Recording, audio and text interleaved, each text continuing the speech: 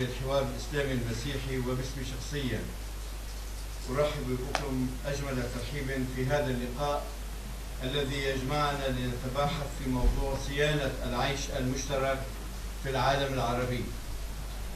انما نهدف اليه في هذا اللقاء هو ان ننكب على دراسه واقع عيشنا المشترك في عالمنا العربي، وان نعمل بشكل خاص على تقييم دور المؤسسات العاملة في مجال الحوار والعيش المشترك، وكيفية استخلاص الدروس والاقتراحات التي تفيد عملنا مستقبلا على الأرض في هذه الظروف الصعبة.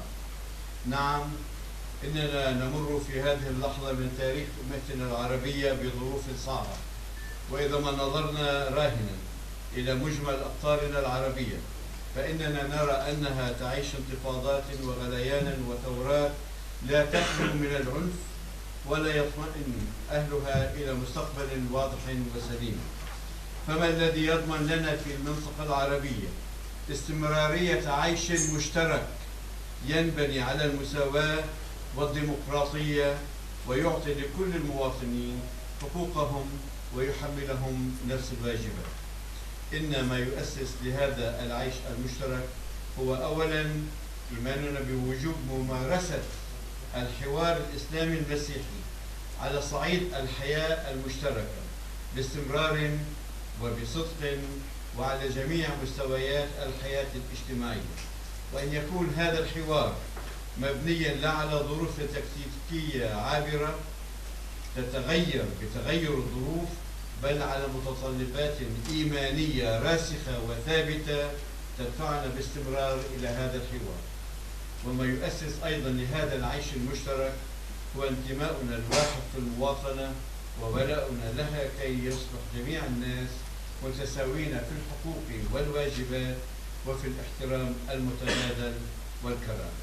إننا نأمل أن تمهد جلستنا الافتتاحية هذه لحوارات مثمرة تفضي إلى خلاصات عملية في صيانة عيشنا المشترك. الجلسة الافتتاحية وكما ورد في الأسماء قد تبدو طويلة، ولكن الكلمات ستكون قصيرة بمدتها وغنية بمعنى.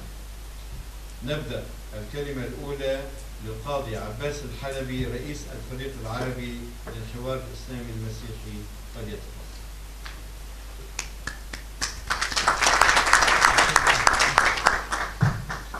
أصحاب السماحة والنيافة والفضيلة والسيادة، أيها الإخوة والأخوات، يسعدني أن أرحب بكم جميعا في هذا اللقاء الذي ينظمه الفريق العربي للحوار الإسلامي المسيحي مع مركز الدراسات الحضارية وحوار الثقافات في جامعة القاهرة.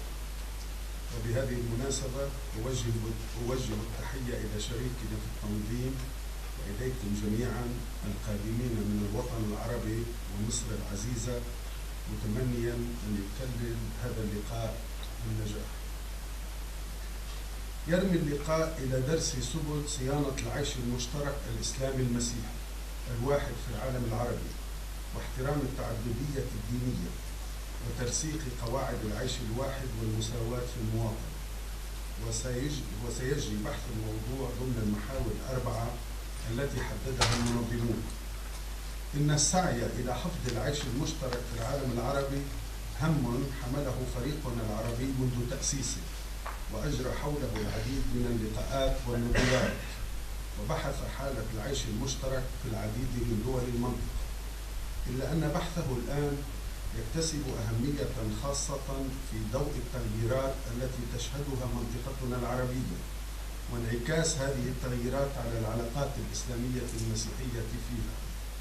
ولا أخفي القلق من بعض المظاهر التي بدأت تتبلور في العديد من الدول، والتي لها تأثير كبير على الحياة الواحدة بين المسلمين والمسيحيين.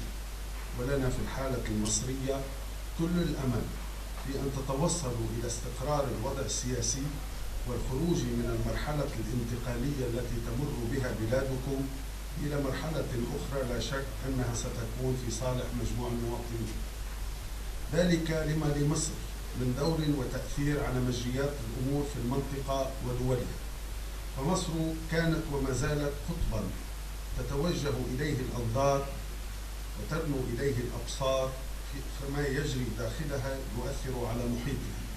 لقد عايشنا النقاش الكبير الجاري حول دور القوى السياسية الإسلامية الناشطة في الحياة السياسية المصرية، وتعدد هذه القوى واختلاف خطابها خصوصا تجاه العلاقات الإسلامية المسيحية ودور الدين في الحياة العامة، وما يقابل هذه التوجهات من تيارات مدنية ترغب في تأكيد انفتاح مصر على العالم والحضارات وحفظ خصوصية العلاقات الإسلامية المسيحية على أساس الشراكة الوطنية والمواطنة.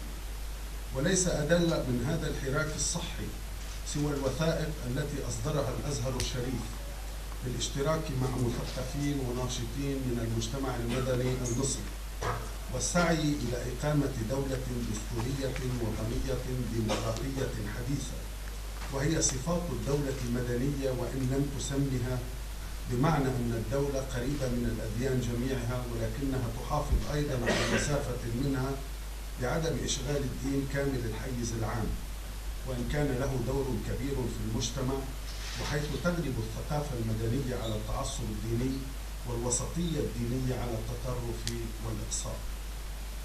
نتطلع قدما إلى إغناء النقاش الجاري في مصر، ويحملنا هذا النقاش على التفاؤل لأن المخاض الذي تعيشه التجربة المصرية لابد وأن ينتج تكريسا لمبدأ المواطنة بين المسلمين والمسيحيين، وهو أبرز مكتسبات الشراكة الوطنية منذ عشرينات القرن الماضي.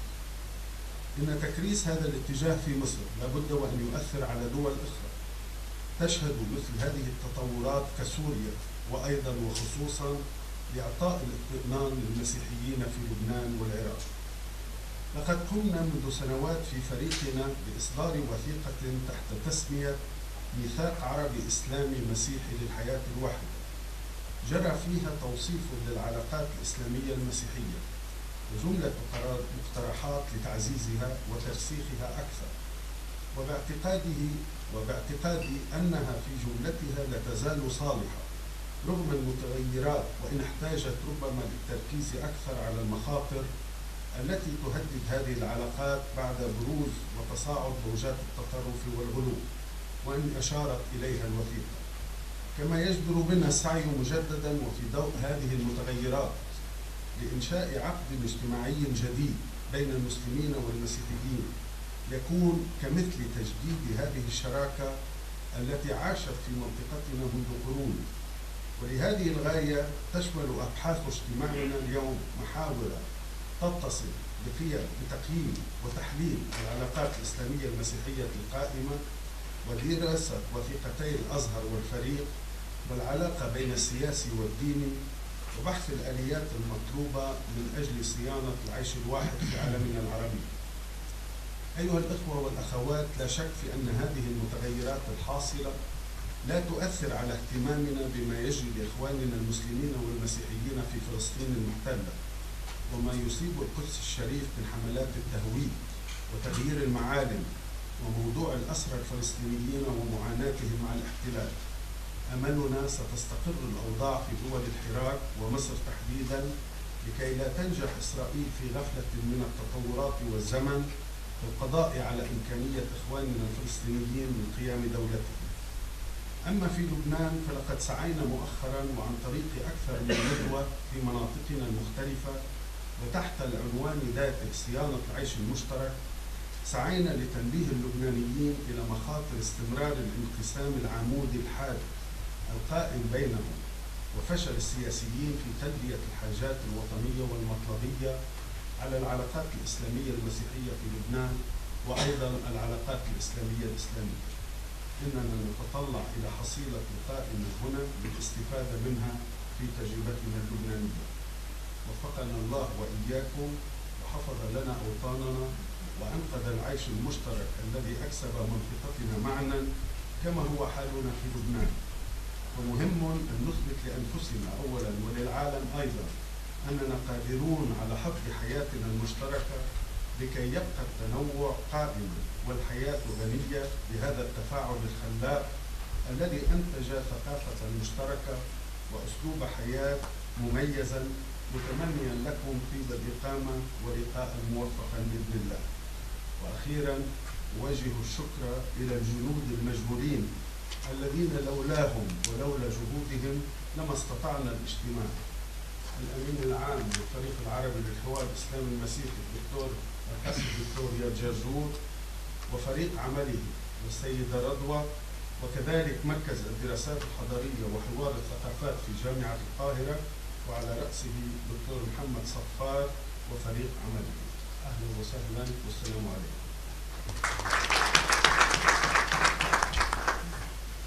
للفريق العربي للحوار الاسلامي المسيحي تاريخ طويل من العمل مع مركز الحضارات أو مركز الدراسات الحضارية وحوار الثقافات في جامعة القاهرة، وقد بدأ هذا منذ كانت الدكتورة نادية مصطفى مديرة للمركز، ومنذ ذلك الحين عملنا على عدة لقاءات، منها كان لقاء حول موضوع المسيحية المتصهينة أو الصهيونية المسيحية، ومن ثم لقاء حول القدس.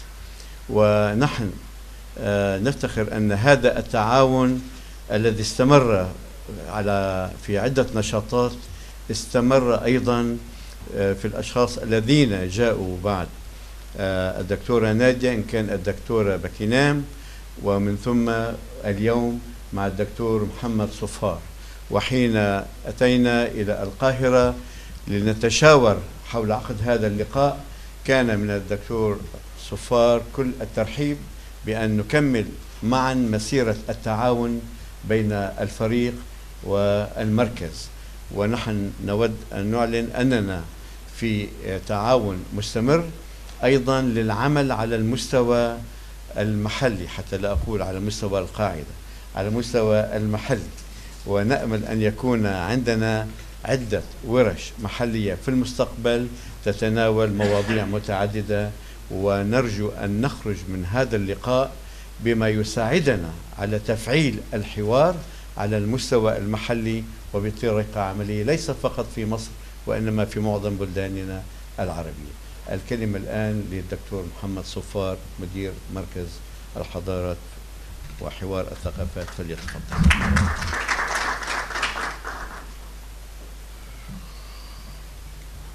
السلام عليكم جميعا. يعني اسمحوا لي أن أشارك الدكتور رياض وسعادة القاضي عباس بالترحيب بحضراتكم جميعا باسمي شخصيا وباسم مركز الدراسات الحضارية وحوار الثقافات بجامعة القاهرة في حلقة جديدة من حلقات التعاون بين الفريق العربي وبين المركز. الحقيقة الدكتور رياض وسعادة القاضي تحدثوا عن اللحظة الحاضرة، وأعتقد أنه من الأهمية بمكان أن نتعرف على معطيات هذه اللحظة الحاضرة. هي ليست ظروف صعبة كما وصفت، وإنما هي ظروف حاسمة وظروف فاصلة. نحن بصدد في مصر وفي غير مصر ثورة لم تكتمل، ديمقراطية لم تنشأ بعد، ونظام استبدادي لم يسقط بعد.